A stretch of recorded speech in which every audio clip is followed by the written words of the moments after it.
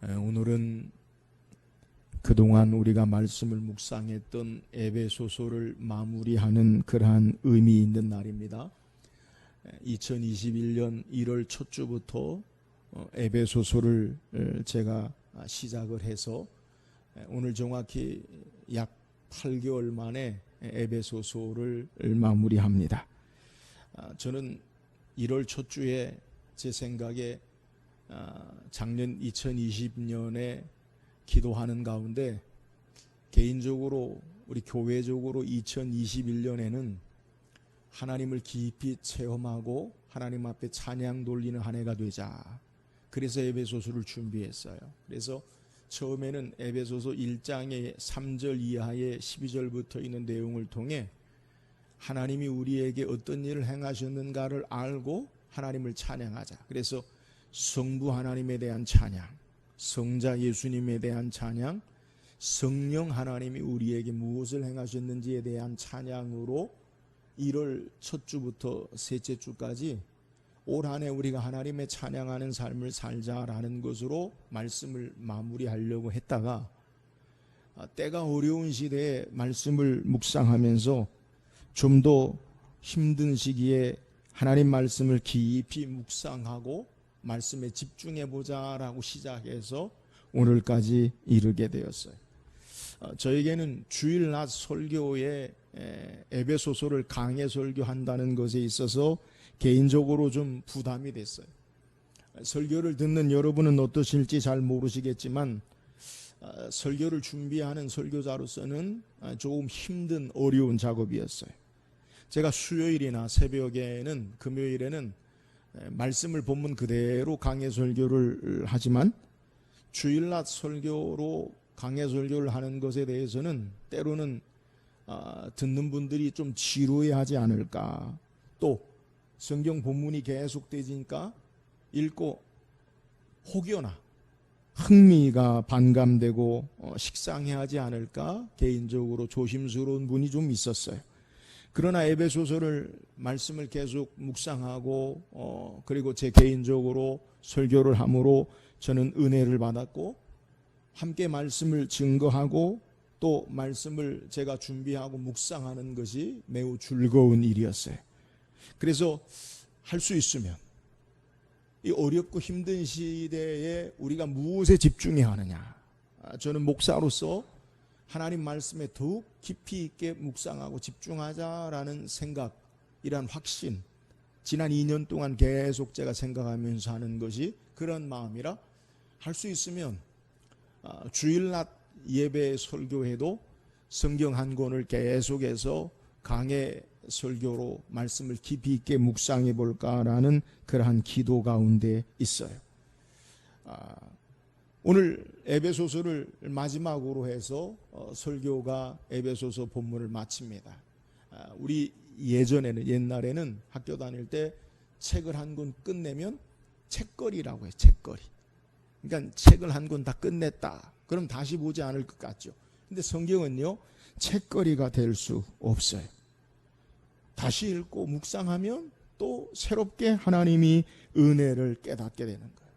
저는 에베소서를 마무리하면서 저 개인적으로 가장 큰 은혜가 무엇이냐, 그것은 에베소서를 말씀 묵상하면서 하나님의 말씀의 깊이와 높이와 넓이가 얼마나 풍성한가 다시 깨닫게 되었어요.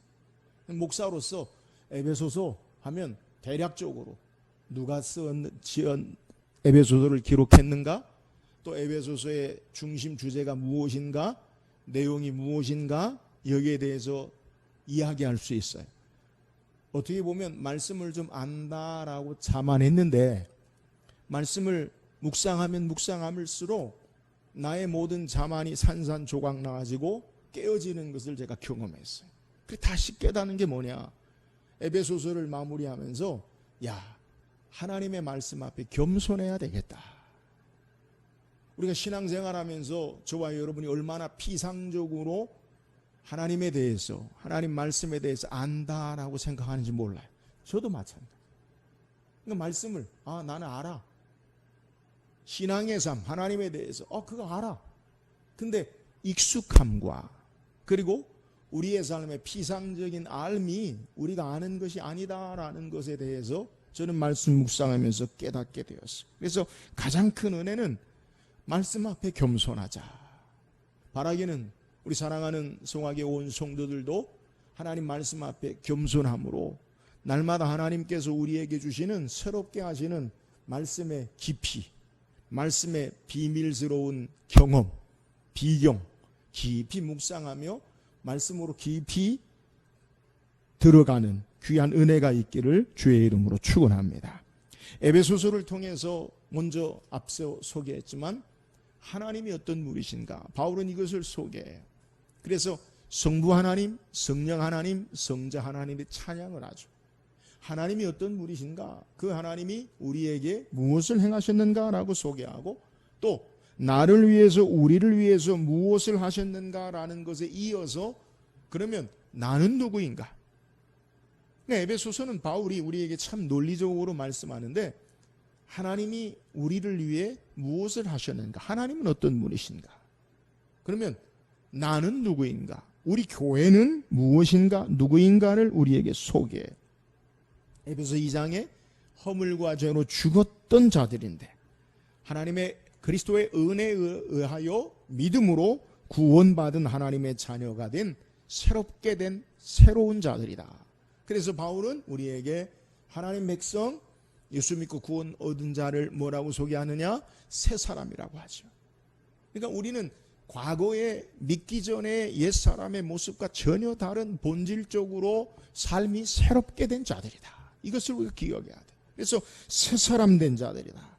이 새 사람 된 자들은 어떤 삶을 살아야 되느냐? 삶의 새로운 관계 속에 살아야 한다.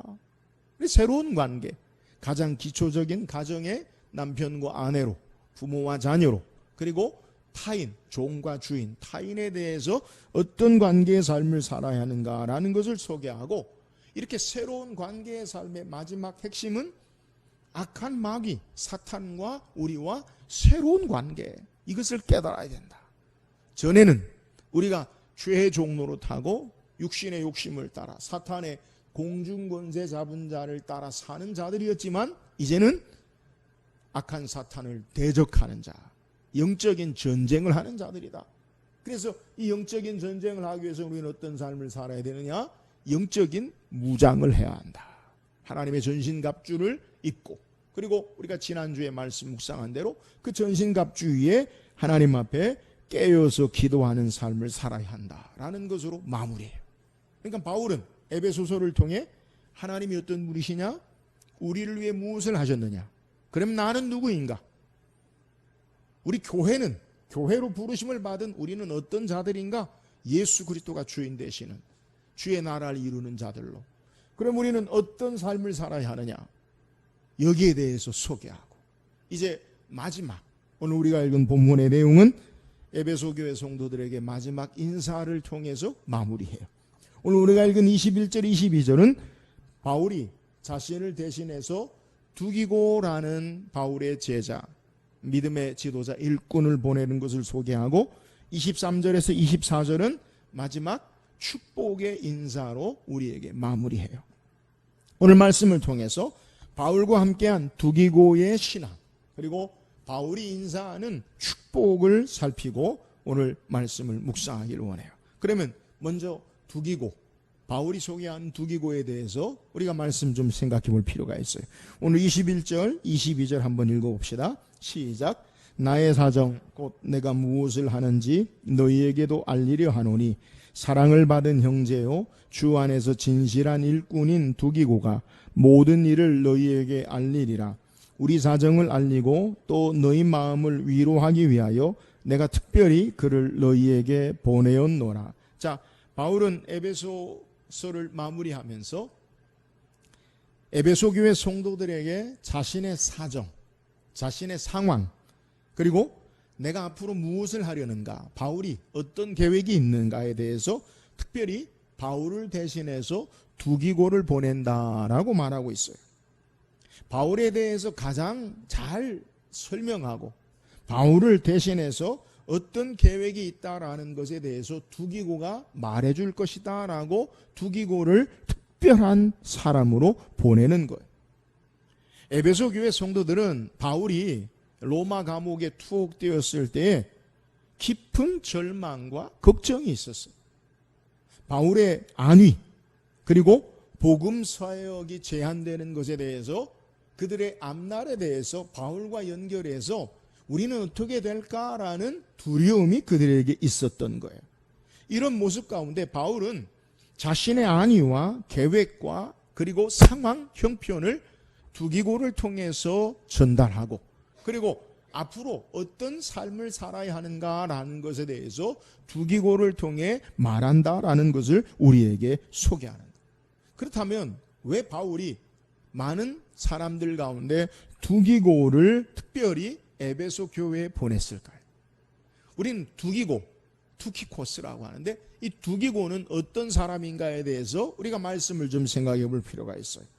두기고에 대해서 성경에 처음 등장한 곳은 사도행전 20장 4절에서 이 두기고의 이름이 등장을 해요.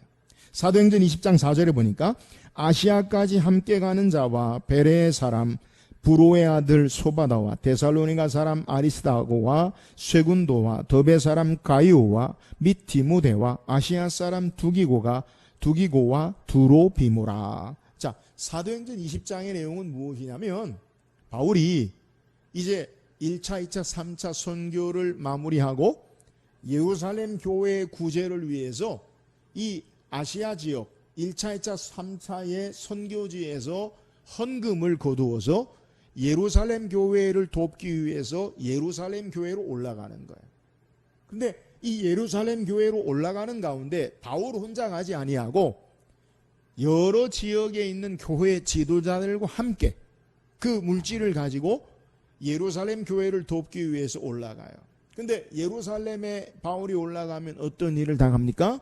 우리가 사도행전의 20장 이후에 쭉 내용을 살피면 예루살렘에 올라가면 계속 경고하죠. 성령이 너가 결박당하리라.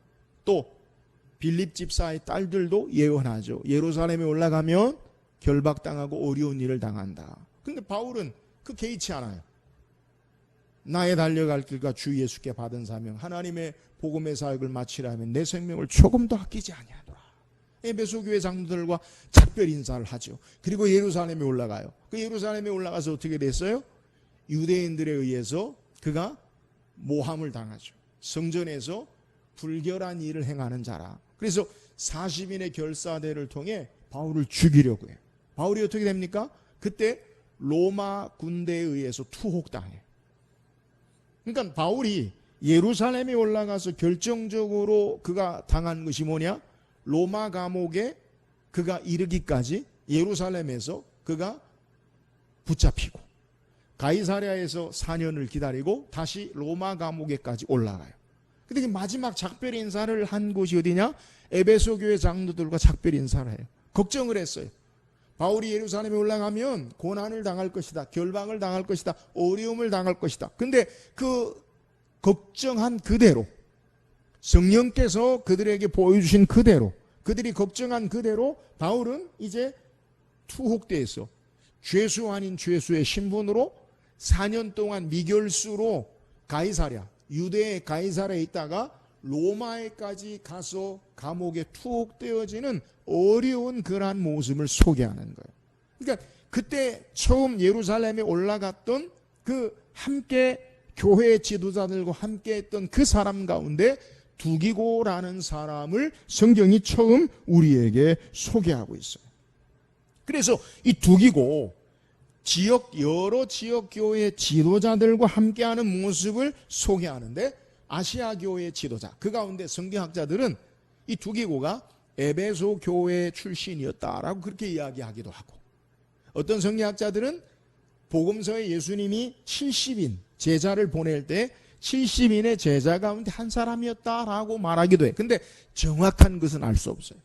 여튼 두기고는 이 바울과 함께 예루살렘 교회를 구제하러 갔다가 지금 대략 한 4년여 흐른 시간까지도 바울과 함께한 그 사람임을 성경이 우리에게 소개해요. 그래서 이 두기고는 바울이 골로새 교회에 편지를 쓸 때에도 이 편지를 전달하는 사명을 성경이 소개해요. 골로새 4장 7절에 보면 두기고가 내 사정을 다 너희에게 알려주리니 그는 사랑받는 형제요 신실한 일꾼이요 주 안에서 함께 종이 된 자니라. 이 밖에도 디도에게도 편지를 보낼 때 이 두기고의 이름이 등장해요. 디도서 3장 12절에 보니까 내가 아데마나와 두기고를 내게 보내리니 그때 내가 급히 니고빌리로 내게 오라. 내가 거기서 겨울을 지나기로 작정하였노라. 이처럼 바울은 지역교회나 그에 가까운 사람들에게 바울을 대신해서 바울의 형편과 계획을 알려주는 역할을 감당한 사람이 바로 두기고였다라는 것을 성경이 우리에게 소개하는 거예요. 자, 이 바울이 자신을 믿고 대리할 만한 사람, 특별한 사람, 이것이 바로 두기고라는 거예요. 그러면 왜 이렇게 바울이 두기고를 신뢰하고 특별한 사람으로 에베소 교회, 골로새 교회, 디도에게 이렇게 보냅니까? 오늘 두기고가 어떤 사람인지 오늘 본문이 우리에게 소개해요. 오늘 21절 다시 읽어보면 나의 사정 곧 내가 무엇을 하는지 너희에게도 알리려 하노니 사랑을 받은 형제요 주 안에서 진실한 일꾼인 두기고가 모든 일을 너희에게 알리로라. 여러분 두기고에 대해서 바울이 뭐라고 소개합니까? 첫 번째는 사랑을 받은 형제다. 그리고 주 안에서 진실한 일꾼인 두기고다라고 소개하고 있습니다. 앞서 읽은 골로새 교회 성도들에게도 편지를 보낼 때 골로새 4장 7절에도 두기고가 내 사정을 다 너희에게 알려주리니 그는 사랑받는 형제요 신실한 일꾼이요 주 안에서 함께 종이 된 자니라. 동일하게 사랑받는 형제다. 그리고 신실한 일꾼이다 라고 두기고에 대해서 말하고 있다는 거예요. 두기고는 먼저 사랑받는 형제였어요. 그러니까 두기고의 별명을 이야기한다면 그는 사랑받는 형제. 여러분 누구에게나 사랑받는다는 것 참 귀한 일 아니에요? 누구에게나 참 사랑받는 사람이다. 이런 별명을 듣기가요 참 어려운 거예요. 두기고는 사랑받는 형제다라고 바울이 반복해서 그를 소개해요. 그러면 왜 두기고에 대해서 사랑받는 형제라고 그렇게 말합니까? 그 근거가 무엇입니까? 성경에 정확히 말하고 있지 않지만 앞서 소개한 대로 두기고가 처음 등장한 것은 바울이 예루살렘 교회 성도들을 구제하기 위해서 아시아와 여러 유럽의 교회 지도자들과 함께한 데서부터 두기고의 이름이 등장해요. 근데 이 두기고가 바울이 예루살렘에 올라가서 고난을 당하고 미결수로 가이사랴에 약 3년 동안 갇혀 있고 다시 로마 감옥에 갇힐 때까지 4년 동안 두기고는 바울을 떠나지 아니하고 바울과 함께 헌신하고 바울을 수종드는 사람인 것을 성경이 우리에게 소개해요. 그럼 바울이 그와 함께 계속 같이 있던 두기고를 볼 때 그의 헌신과 수고, 그의 사랑을 그가 알고 두기고에 대해서 사랑을 받는 형제다. 누구에게나 인정할 만한 사랑을 받는 형제다라고 그렇게 이야기하고 있다는 거예요. 그러니까 두기고는 그의 사랑과 수고와 헌신의 모습으로 말미암아 사랑받는 형제다라고 그렇게 말하고 있다라는 거예요. 우리가 기억할 것은 사랑받는 사람들의 공통점이 뭐냐? 그것은요, 사랑의 수고와 헌신이 있기 때문에 그래요. 누구나 좋아하고 사랑받는 사람이 어떤 사람입니까? 수고하고 사랑에 기초한 헌신의 사람이라는 거예요.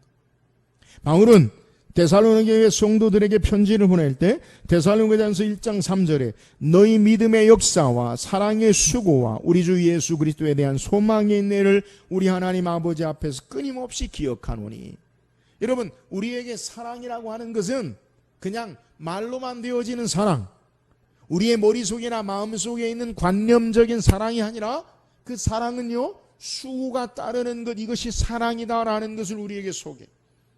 우리가 잘 아는 고린도전서 13장의 사랑장이라고 하고 있는 사랑은 이라고 시작하는 13장 3절에서 사랑은 오래 참고. 근데 사랑에 대한 모든 내용을 보면 모두가요 동사예요, 동사. 사랑은요, 명사로 이렇게 딱 정의하는 게 아니라 성경이 우리에게 말하는 사랑은 행동하는 거예요.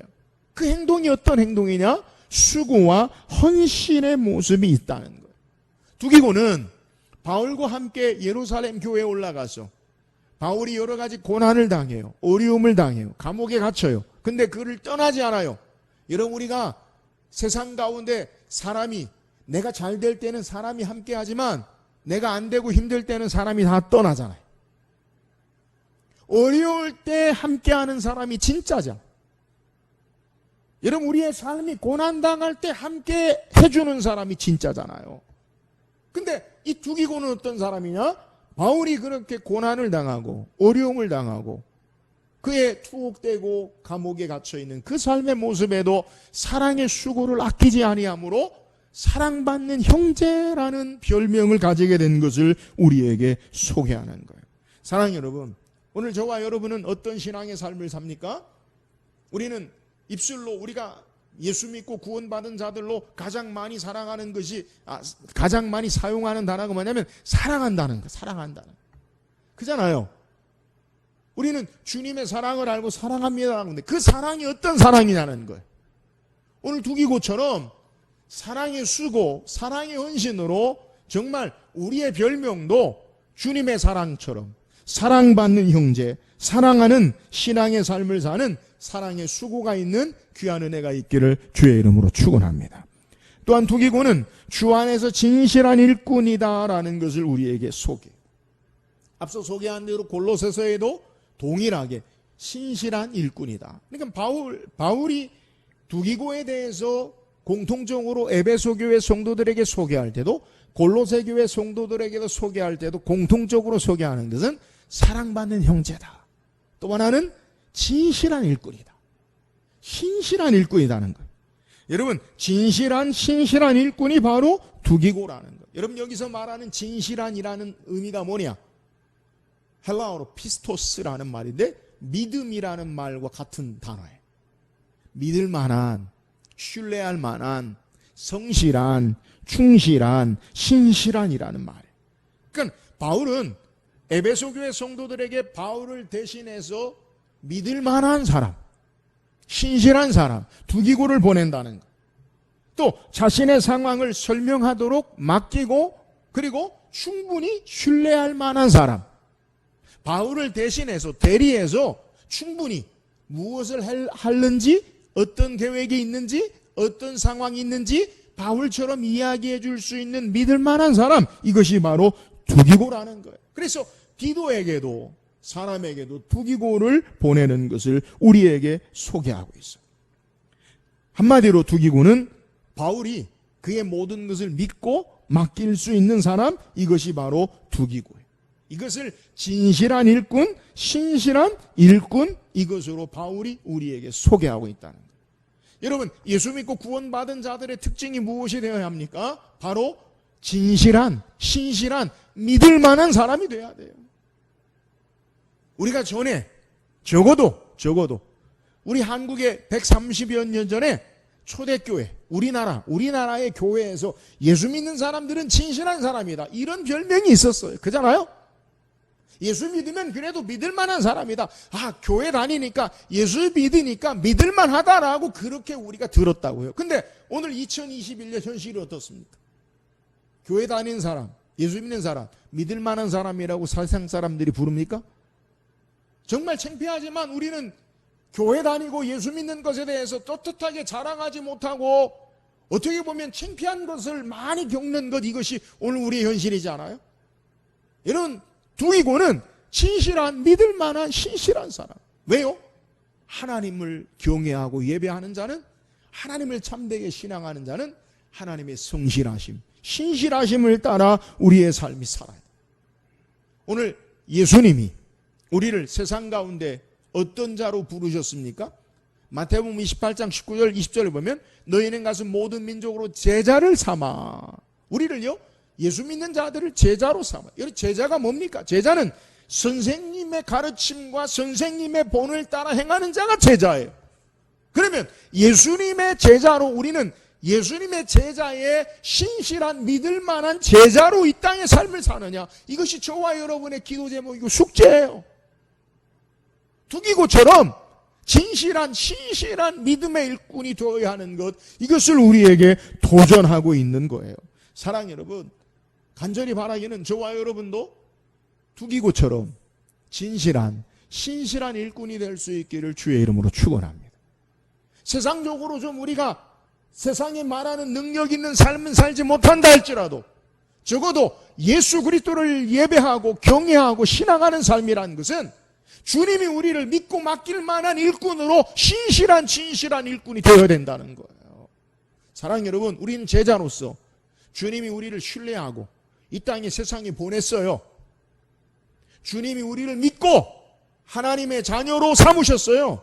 그러면 우리는 두기고처럼 주님이 우리를 맡기신 것처럼 세상에 보낸 자들처럼 진실한 신실한 일꾼으로 칭찬받는 바른 성도의 삶을 살기를 주의 이름으로 축원합니다. 또한 오늘 본문을 통해 바울이 에베소 교회 성도들에게 마지막 축복의 인사를 하는 것을 소개해요. 23절 한번 읽어보세요. 23절입니다. 시작. 아버지 하나님과 주 예수 그리스도께로부터 평안과 믿음을 겸한 사랑이 형제들에게 있을지어다. 자, 바울이 마지막 인사를 해요. 축복이에요, 축복.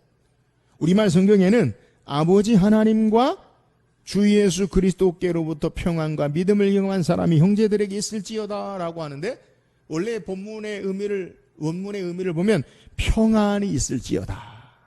이게 첫 번째. 어떻게 평안이 있느냐?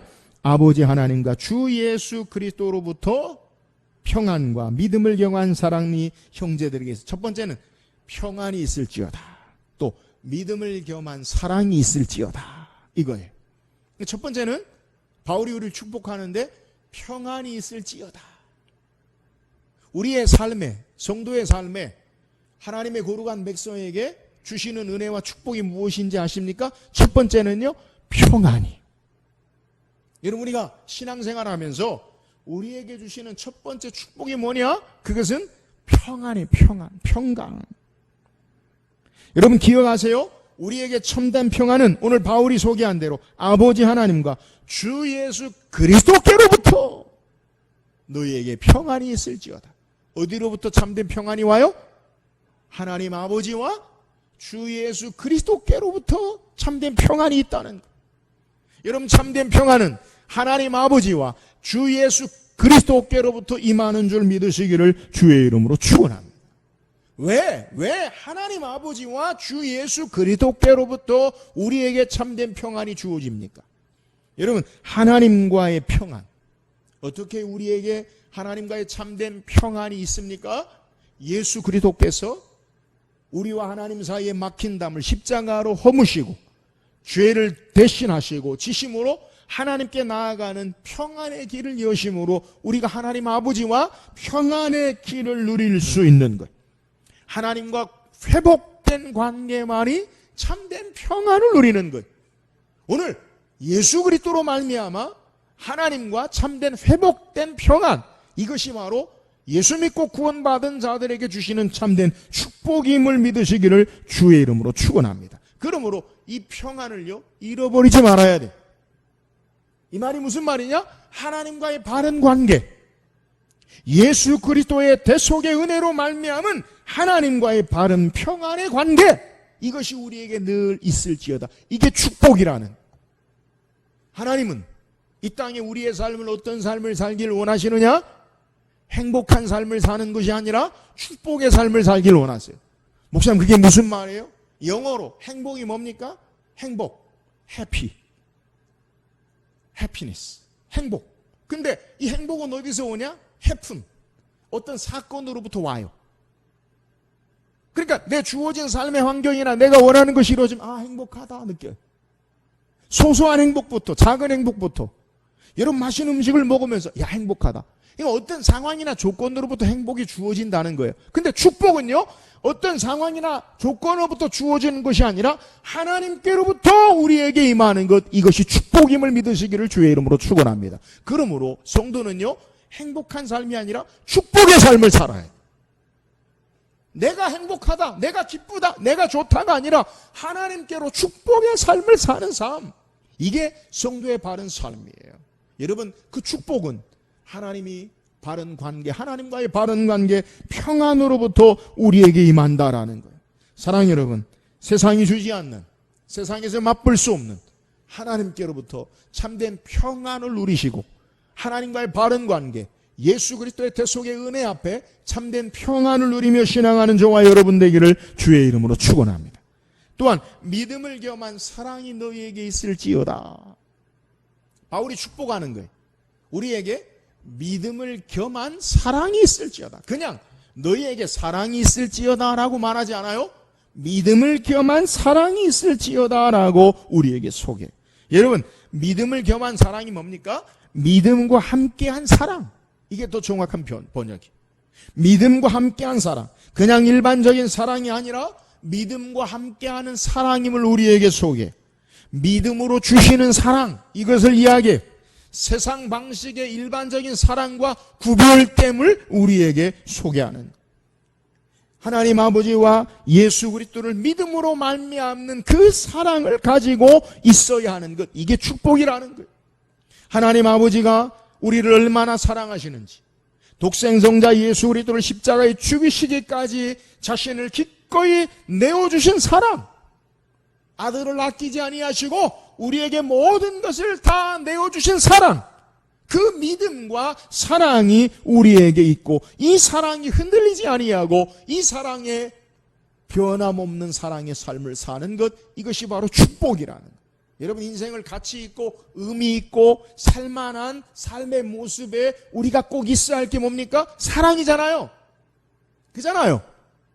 남편과 아내가 사랑하고 부모와 자녀가 사랑하고 교회의 성도가 서로 사랑하고 내 삶의 사랑의 관계 속에 살 때 내 삶이 의미 있잖아요. 여러분, 그런데 우리에게 참된 축복의 삶은 믿음과 함께한 하나님이 우리를 어떻게 사랑하시는가, 예수 그리스도께서 우리를 얼마나 사랑하시는가, 그 사랑을 아는 그 사랑이 우리에게 축복된 삶임을 바울이 우리에게 증거하고 있는 거예요. 그래서 바울은 이 사랑을 로마서 8장 35절에 누가 우리를 그리스도의 사랑에서 끊으리요, 환난이나 곤고나 박해나 기근이나 적신이나 위험이나 칼이라. 로마서 8장 39절에 높음이나 깊음이나 다른 어떤 피조물이라도 우리를 우리 주 예수 그리스도 예수 안에 있는 하나님의 사랑에서 끊을 수 없으리라. 여러분, 이 믿음의 사랑, 하나님의 사랑 안에 이 땅의 삶을 용기 있고, 그리고 이 땅의 삶을 당당하고 이 땅의 삶을 두려움 없이 참된 사랑 가운데 승리하며 나가는 저와 여러분 되기를 주의 이름으로 축원합니다. 하나님의 사랑이 우리에게 있어요. 믿음과 함께한 그 사랑, 세상의 그 어떤 것도 끊을 수 없는 그 사랑이 우리 가운데 있다는 것, 여러분, 이게 축복이에요. 하나님의 사랑, 그 사랑이 나를 감싸고 붙잡으신다. 믿음과 함께한 이 사랑에 축복된 삶을 살기를 주의 이름으로 축원합니다. 또한 우리에게 주신 축복이 뭐예요? 23절에 우리 주 예수 그리스도를 변함없이 사랑하는 모든 자에게 은혜가 있을지어다. 이것도 마찬가지예요. 첫 번째, 오너에 보면 은혜가 있을지어다. 여러분, 하나님 주신 우리에게 축복이 뭐예요? 은혜가 있는 거예요. 은혜. 근데 그 은혜가 있을지어다, 계속 있으려면 뭐라고 소개하냐면 주 예수 그리스도를 변함없이 사랑하는 모든 자에게 은혜가 있을지어다. 여러분, 주님을 사랑하는 변함없는 그 사랑이 우리에게 은혜가 계속해서 지속된다는 것. 앞서 이야기한 믿음을 향한 하나님의 사랑이 우리에게 확신이 되면 이 은혜가 우리에게 풍성해져요. 근데 이 사랑이 식어지면 은혜가 사라져요. 은혜가 뭡니까? 은혜는 내가 아무 일도 하지 않았는데 값없이 거저 아무 조건 없이 우리에게 베푸시는 호의, 친절, 이게 은혜예요. 그러니까 내가 무슨 일을 해서 하는 대가로 받은 그 은혜가 아니죠. 근데 내가 정당하게 일하지 않아도 나에게 주시는 유의, 호의, 선물, 이게 은혜라는 거예요. 여러분, 근데 이 은혜가 어떤 때 사라지느냐? 사랑이 식어지면, 사랑이 변하면 은혜가 없어져요. 여러분, 신앙생활에 우리에게 준 축복이 뭐예요? 은혜로운 신앙의 삶을 사는 거예요. 은혜가 충만한 삶을 사는 거예요. 그래서 바울은 1장 1절에서 인사할 때 1장 2절에 하나님 우리 아버지와 주 예수 그리스도로부터 은혜와 평강이 있을지어다. 은혜가 있어야 돼요. 신앙의 삶. 그리고 편지를 마지막 마무리하면서도 너희에게 은혜가 있을지어다. 은혜가 있어야 돼요. 신앙생활은 여러분 은혜예요. 내가 십자가에 대신 죽지 않았어도 주의 은혜로 우리가 하나님의 자녀 되어지고 내 죄가 사해졌어. 은혜 아니에요. 우리의 삶의 모든 살아있는 사는 것 그게 은혜예요. 우리의 착각이 뭐냐? 은혜가 아니라 내가 했다라고 생각하는 거예요. 사탄의 우리의 교묘한 속삭이 뭐냐? 너가 수고해서 그래. 너가 노력해서 그래. 너의 정당한 대가요. 은혜를 은혜로 보지 못하게 하는 거예요. 그러면 여기 어떤 문제가 발생합니까? 은혜를 은혜로 깨닫지 못하게 되면 원망과 불평이 쏟아지기 시작해요. 내가 좀 더 가져야 되는데, 내가 좀 더 누려야 되는데, 나는 이런 대우를 받을 사람이 아닌데? 은혜가 사라지면 원망과 불평이 쏟아져요. 여러분, 은혜가 충만한 축복의 삶의 교회가 뭐예요? 감사가 넘쳐요. 여러분, 신앙의 생활을 개인적으로 점검해 보세요. 나는 감사가 있느냐? 아니면 매사에 불평, 불만이 쌓여 있느냐? 그러면요, 은혜가 떨어지는 거예요. 그래서 바울은 우리에게 소개해요. 주 예수 그리스도를 변함없이 사랑하는 모든 자에게. 여러분, 은혜가 계속되어지려면 주님을 향한 그 사랑을 변함없이 썩어지지 아니하고 불변하지 아니하는 그 사랑 안에 우리의 삶이 있으면 은혜가 풍성한 삶을 살 수 있음을 우리에게 소개하는 거예요. 사랑 여러분, 하나님의 사랑하심, 이것이 우리를 있게 해요. 이걸 바로 알면 은혜로운 삶을 살 수 있어요. 하나님 사랑이 식어지면, 그러면 은혜는 없어지고 나의 의만 나타나요. 여기에 원망과 불평이 쌓이는 거예요. 여러분, 하나님의 은혜가 충만하면 우리의 삶이 기쁨이 넘쳐요. 하나님의 은혜가 충만하면 우리의 삶이 감사가 넘쳐요. 우리의 삶의 모든 것이 은혜라고 생각하면 하나님을 향한 찬양과 영광을 돌리게 되는 거예요. 사랑하는 여러분, 하나님 주신 축복이 뭐냐? 은혜가 풍성한 삶을 사는 거예요. 은혜를 은혜로 하는 거예요. 하나님의 사랑을 깨닫고 은혜로운 삶을 사는 우리 모든 축복된 성도들이 될 수 있기를 주의 이름으로 축원합니다. 오늘 성경 우리에게 두기고의 신앙에 대해서, 그리고 바울이 축복에 대해서 소개해요. 두기고 어떤 사람이에요? 사랑받는 형제였어요. 왜요? 그는 사랑의 수고 헌신의 삶을 살았기 때문에 사랑받는 형제라고 소개해요. 이 땅에 우리는 사랑의 삶을 살아야 돼요. 그 사랑은 우리의 관념이나 우리의 마음에만 있지 않아요. 수고가 나타나고 헌신으로 나타나는 것, 이게 참된 사랑의 모습이. 우리도 사랑의 수고, 사랑의 헌신으로 사랑받는 자의 참된 성도의 삶을 살기를 주의 이름으로 축원합니다. 두기고는 신실한 믿음의 일꾼, 진실한 믿음의 일꾼이에요. 오늘 이 땅에 예수 그리스도께서 우리를 신뢰하시고 이 땅의 제자로 하나님의 사람으로 일꾼으로 세우셨어요. 주님의 모습을 본받아 신실한 주님을 바르게 증거하는 주님의 일꾼 될 수 있기를 주의 이름으로 축원합니다. 바울은 우리에게 축복이에요. 첫 번째, 평강이 있을지어다. 평강. 여러분, 참된 평강은 세상에 우리로부터 나오지 아니하고 우리 주 예수 그리스도께로 하나님 아버지께로부터 참된 평안이 와요. 하나님과의 참된 바른 관계, 예수님으로 말미암은 바른 관계, 이것이 평강이 있는 축복의 삶입니다. 사랑하는 여러분, 날마다 하나님께로부터, 예수 그리스도께로부터 참된 평강의 축복의 삶을 살기를 주의 이름으로 축원합니다. 바울이 우리에게 준 축복은 믿음을 겸한 사랑이 너희에게 있을지어다.